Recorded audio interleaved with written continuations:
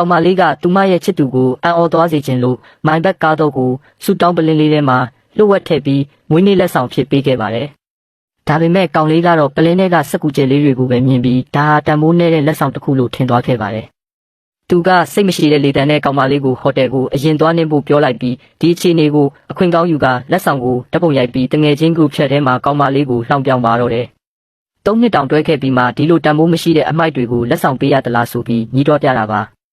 သူတငယ်ချင်းတွေကလည်းဝိုင်းဝန်းထောက်ခံပြီးဒါဟာကလေးကလားဆန်တဲ့လက်ဆောင်ဖြစ်ကြောင်းသူတို့ရဲ့အလဲတန်းတက်နေတဲ့ဒူမလေးတွေတောင်ဒီလိုအရာမျိုးပေးမှာမဟုတ်ကြောင်းဝိုင်းနေကြပါတယ်။ကောင်လေးရဲ့ကောက်ကျစ်တဲ့အချစ်ဦးတငယ်ချင်းမကလည်းကောင်မလေးဟာကက်ဆေးနဲ့လွန်ပြီးဒီလောက်အောက်တန်းကြတဲ့လက်ဆောင်မျိုးကိုပေးရတာရှက်တဲ့ရင်ရှက်ဖို့ကောင်းကြောင်း group ထဲမှာဝင်ရောက်ဆဲဆိုပါတယ်။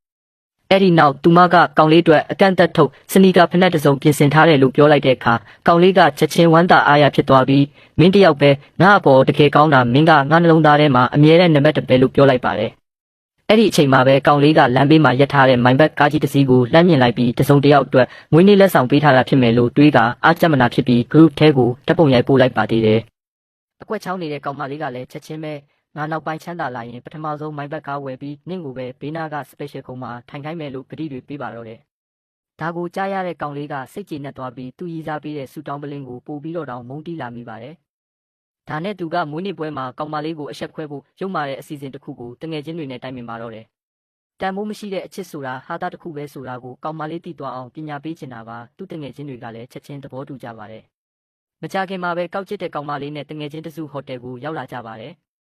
ကောင်လေးကသူ့ရီးစားကိုတမင်တကာပြစ်ပယ်ထားပြီးဟိုကောက်ကျစ်တဲ့မနဲ့တခြားတငယ်ချင်းတွေနဲ့ပဲအောက်ကမိုင်းဘက်ကားကြီးအကြောင်းအမြုပ်ထွက်မတက်စိတ်လှုပ်ရှားစွာစကားပြောနေပါတယ်။ကောင်မလေးကသူတို့တွေသူမကိုတမင်အဖက်မလုပ်ပဲခက်ခွာနေတာကိုတတိထားမိပေမဲ့စိတ်ထဲမထားပါဘူး။အောက်ကမိုင်းဘက်ကားဟာသူမပေးတဲ့လက်ဆောင်မှန်းတီးသွားရင်ကောင်လေးဘလို့မျက်နှာပြတ်သွားမလဲဆိုတာကိုပဲသူမတွေးပြီးရင်ခုန်နေခဲ့တာပါ။အဲ့ဒီအချိန်မှာပဲသူမရဲ့အကိုဖြစ်သူစီက message တစ်ခုရောက်လာပါတယ်။ကောင်လေးကလက်ဆောင်ကိုသဘောကျရဲ့လားစက်ကူကျဲပလင်းလေးပဲပေးလို့ဆိုပြီးနှိမ်ချဆက်ဆံနေမလားဆိုပြီးစိတ်ပူလို့လှမ်းမိတာပါကောင်မလေးကတော့ကောင်လေးကလက်ဆောင်ကိုမဖွင့်ရသေးကြောင်းသူ့ရဲ့စိတ်ဓာတ်နဲ့သူတို့ရဲ့တန်ရောစင်ကိုယုံကြည်ကြောင်းပြန်ပြောလိုက်ပါတယ်သူမကစက်ကူကျဲလေးတွေပဲပေးရင်တောင်ကောင်လေးကတမိုးထားမှာပါလို့ယုံကြည်နေခဲ့တာပါအကွက်ချောင်းနေတဲ့ကောင်မလေးဟာသူတို့အဖက်မလုပ်တာကိုဂရုမစိုက်ပဲအေးဆေးဖြစ်နေတာကိုမြင်တော့ပိုပြီးရန်ဆက်ချင်လာပါတယ်သူမကကောင်မလေးရဲ့ကျဲပလင်းကိုအရင်ဆုံးကောက်ကင်လိုက်ပြီးငါဖြစ်ဘလောက်တန်ဖိုးရှိတဲ့လက်ဆောင်မှုလို့ကောင်လေးကဖွက်ထားတာလေလို့အခုတော့စက်ကူကျဲတွေကိုးဆိုပြီးနှာခေါင်းရှုံနှောင်ပြောင်းပါတော့တယ်တခြားတငယ်ချင်းတွေကလည်းဝိုင်းရကြပါတယ်ကောင်မလေးကသူတို့ရဲ့ရန်လိုမှုကိုအထင်ရှားသိလိုက်ရပေမဲ့သူမချစ်သူမျက်နှာကြောင့်ဒေါသကိုအောက်အီးသီးခံထားလိုက်ပါတယ်ဒါကိုဟိုမိန်းကလေးကပိုပြီးစွပေးလာပါတယ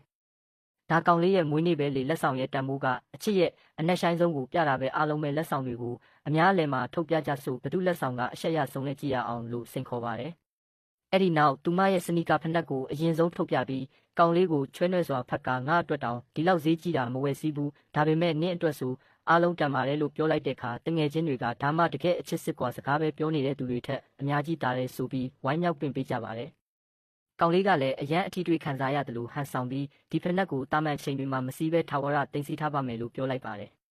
အဲ့ဒီနောက်တခြားတငယ်ချင်းတွေကလည်းယာနဲ့ချီထောင်နဲ့ချီတန်ဖိုးရှိတဲ့လက်ဆောင်တွေကိုတယောက်ပြီးတယောက်ပေးကြပါတယ်ကောင်လေးကတော့ပျော်လွန်လို့မျက်နှာကြီးကိုပွင့်လန်းလို့နေပြီးကောင်မလေးရဲ့လက်ဆောင်ကိုနှိမ်ခဲ့တယ်လို့မျိုးတစ်ချက်လေးတော့မပြပါဘူးကောင်မလေးကတော့ကောင်လေးအနေနဲ့ကားတော့ကိုမြင်လိုက်ရရင်ဘလောက်တောင်စိတ်လှုပ်ရှားသွားမလဲဆိုတာကိုတွေးပြီးရင်ထဲမှာကြိတ်ပြီးနှစ်သိမ့်နေပါတယ်အဲ့ဒီအချိန်မှာပဲဟိုကောက်ကျစ်တဲ့မိန်းကလေးကကောင်မလေးကိုနင့်လက်ဆောင်ကြောင်းလဲမိတ်ဆက်ပေးပါဦးလို့ထပ်ပြီးရန်ဆပါတယ်ကောင်မလေးကဒီပလင်းထဲမှာကိုယ်တိုင်ခောက်ထားတဲ့စက်ကူကျဲလေးတွေ1000ကျော်ပါတယ်ဒါကကောင်လေးကိုကန်ကောင်းချင်းတွေတဲဆောင်လာပေးမှာလို့ပြောရင်ပလင်းထဲကလျှို့ဝှက်ချက်အကြောင်းကိုဆက်ပြောဖို့လုပ်ပါတယ်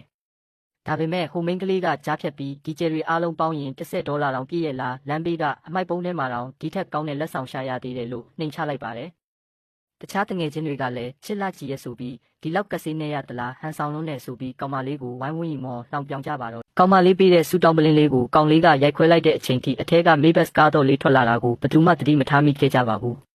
သူတို့တွေခဏခဏနှိမ်ပြီးစော်ကားခဲ့တဲ့မိန်းကလေးဟာဒီလောက်ဖိုးတန်တဲ့လက်ဆောင်ကိုပေးခဲ့မှန်းသိလိုက်ရတဲ့အခါပတ်ဝန်းကျင်တစ်ခုလုံးစွန့်သွားခဲ့ရပါတယ်မကြခင်မိနစ်ပိုင်းကတင်ကောင်လေးဟာကောင်မလေးရဲ့မွေးနေ့လက်ဆောင်ကစက်ကူကျဲလေးတွေထည့်ထားတဲ့ဆူတောင်းပလင်းမှန်မြင်လိုက်ရတဲ့အခါဒါဟာတန်ဖိုးမရှိတဲ့အပေါ်စားလက်ဆောင်လို့ချက်ချင်းတွေးလိုက်မိပါတယ်ဒါကြောင့်သူဟာကောင်မလေးကိုအဆက်ခွဲဖို့တငယ်ချင်းတွေစီလှုပ်ဝက်ပြီးစာပို့လိုက်ပါတယ်တန်မိုးနဲ့တဲ့အချစ်ဆိုတာပြက်လုံးတစ်ခုပဲဆိုတာကိုကောင်မလေးသိသွားအောင်လို့ပါသူတငယ်ချင်းတွေကလည်းလုံးဝလက်မနှိခဲ့ကြပါဘူး သူတို့ကဒေါ်လာရာချီထောင်ချီတန်တဲ့လက်ဆောင်တွေကိုယူလာပြီးကောင်မလေးရဲ့လက်ဆောင်ဟာ$10တောင်မတန်ဘူးလို့လှောင်ပြောင်ကြပါတယ်အချို့ကလည်းကောင်မလေးဟာကောင်လေးပေါ်အရန်ကက်စင်းနေပြီးအပြင်ပန်းမှာပဲချစ်ချင်အောင်ဆောင်နေတယ်လို့ဆွဆွဲကြပါတယ်ကောင်လေးရဲ့ကောက်ကျစ်တဲ့ငယ်တငယ်ချင်းမလေးကလည်းကောင်လေးဘက်ကနေပါဝင်ပြောဆိုပေးခဲ့ပါတယ်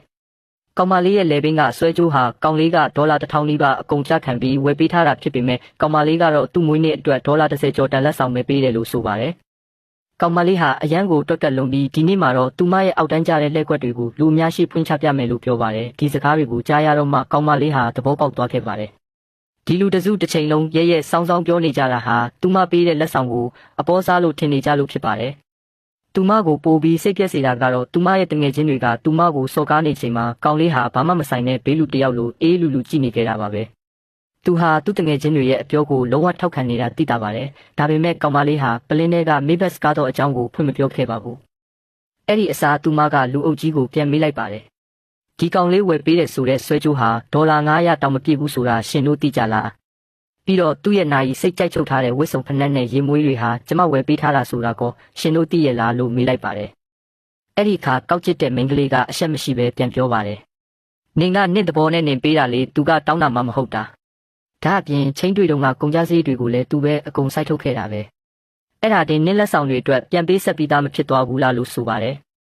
ကောင်မလေးကတော့ဒါကိုတကယ်ကိုရေစရာလို့မြင်ပါတယ်အရင်ကပေးခဲ့တဲ့အဖိုးတန်လက်ဆောင်တွေကိုထားလိုက်ဦးကောင်လေးဟာချင်းတွေးမှုအနှဲငယ်အတွက်ပဲပတ်စံဆိုင်ခဲ့တာဖြစ်ပြီးကုန်ကြစည်အများစုကိုသူမကပဲကြခံခဲ့တာပါကောင်လေးကတတိဝက်လန်လိုမျိုးဈေးပေါ်တဲ့အရာတွေကိုပဲပတ်စံရှင်းခဲ့တာဖြစ်ပါတယ်ကောင်လေးကသူမအပေါ်ပတ်စံတစ်ခါသုံးတိုင်းသူမကတစ်ဆက်စတန်ဖိုးရှိတဲ့လက်ဆောင်တွေနဲ့ပြန်ပြီးတုတ်ပြန်ခဲ့ပါတယ်အချစ်ရေးရဲ့ကုန်ကြစည်အားလုံးကိုတွက်ကြည့်မယ်ဆိုရင်သူမကသာပိုပြီးဆုံးရှုံးခဲ့ရတာပါတငယ်ချင်းတွေအားလုံးချက်ချင်းစကားအိမ်သွားကြပါတယ်အဲ့ဒီအချိန်မှာကောက်ကျစ်တဲ့မိန်းကလေးကပဲရန်မီကိုထပ်မွေလိုက်ပါတယ်အဲ့ဒါတွေကအတိတ်ကကိစ္စတွေလေအခုထိအသေးမွားကုန်ကြစည်တွေကိုလိုက်တွက်နေတော့မဲလားသူ့ရဲ့မွေးနေ့ပွဲမှာမှဒီလိုအဟောင်းတွေကိုလာပြောနေတယ်လို့ဆိုပါတယ်